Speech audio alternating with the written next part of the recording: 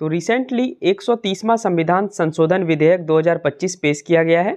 30 अगस्त 2025 को गृह मंत्री अमित शाह द्वारा लोकसभा में इसे पेश किया गया।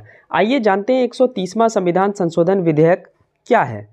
तो इस विधेयक के अनुसार यदि प्रधानमंत्री, मुख्यमंत्री या अन्य मंत्री, यानी इसमें प्रधानमंत्री भी शामिल है, इस विशेष बात को ध्यान देंगे, मुख्यमंत्री भी शामिल है और अन्य मंत्री भी शामिल है, और दोनों सदन के, जैसे लोकसभा और राज्यसभा दोनों सदन के, ठीक है, और बाकी मुख्यमंत्री और सारे विधानसभा के भी, यानी प्रधानमंत्री, मुख्यमंत्री, अन्य मंत्री किसी भी गंभीर अपराध में जिसमें उनको कम से कम 5 वर्ष का सजा के आरोपी हैं, 5 वर्ष के सजा के आरोपी हैं और लगातार वे 30 दिनों तक हिरासत में रहते हैं, तो उनको अपने पद से इस्तीफा देना पड़ेगा। मान लेते हैं कि किसी भी मुख्यमंत्री के ऊपर 5 साल का जो है आरोपी है, 5 साल का आरोपी और 30 दिन तक अपने पद पे है, तो उसको अपने पद से इस्तीफा देना होगा, ठीक है।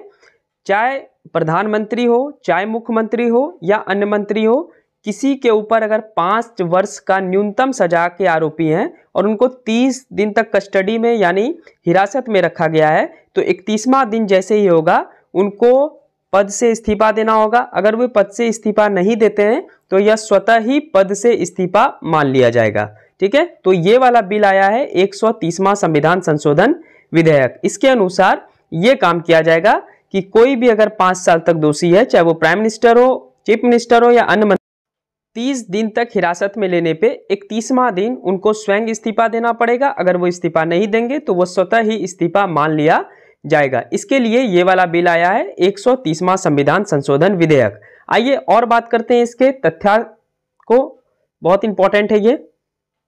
तो 31वें दिन यह प्रावधान अपने आप लागू हो जाएगा, ये मैं आपको बता दिया। संविधान के अनुच्छेद 75 जिसमें केंद्रीय मंत्रिमंडल के बारे में है, उसको संशोधन किया गया और उसमें एक उपखंड जोड़ा गया है 5A, इसको याद रखेंगे।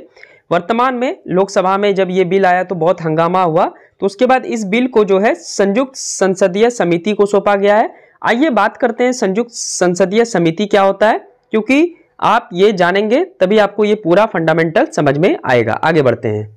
संयुक्त संसदीय समिति, इसका उद्देश्य विधेयक की विस्तृत जांच के लिए समिति का गठन करना होता है। वर्तमान में यह विधेयक लोकसभा अध्यक्ष और राज्यसभा के सभापति द्वारा 31 सदस्य वाली संयुक्त संसदीय समिति को भेजा गया है, ठीक है।